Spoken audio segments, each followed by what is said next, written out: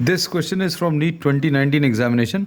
Statement of the problem says two similar thin equiconvex lenses of focal length f each are kept coaxially in contact with each other such that the focal length of the combination is f1. अब इसमें दो convex lenses हैं और इन दोनों convex lenses को contact में रखा है और इनकी कंबाइंड फोकल लेंथ f1 है. f1 is the combined focal length.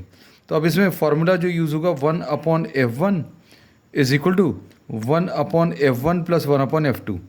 ये capital F1 combined focal length है, F1 और F2 इनकी फोकल लेंथ है. अब ये फोकल लेंथ सेम दी है, these are having the same focal length.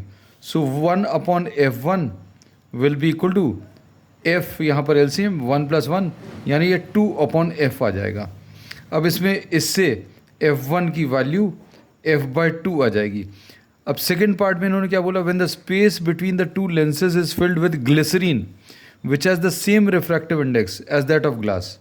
अब इन्होंने क्या किया है, यहाँ पर दो कॉन्वेक्स लेंसेज कॉन्टैक्ट में रखे और इनके बीच में ग्लिसरीन फिल कर दी. And this glycerine will be now acting as a concave lens. So this is a glycerine and this will be forming a concave lens. और इसका जो रिफ्रैक्टिव इंडेक्स है वो भी उतना ही है, जैसे इसका 1.5 है, इसका भी 1.5 है, रिफ्रैक्टिव इंडेक्स 1.5.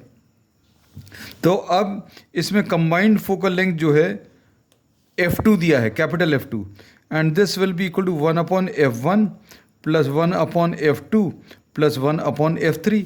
अब ये तीन लेंसेज आ जाएंगे. अब ये 1/f1 पहला कॉन्वेक्स लेंस है, फिर 1/f2 ये कॉन्केव लेंस है इसलिए -f लिखेंगे, f3 ये कॉन्वेक्स लेंस है इसको +f. So here we get 1/f2 is equal to 1/f यानी f2 की वैल्यू f आ जाएगी. और f1/f2 की वैल्यू बतानी है, this will B f/2/f which will be 1/2, and this is given in the second option.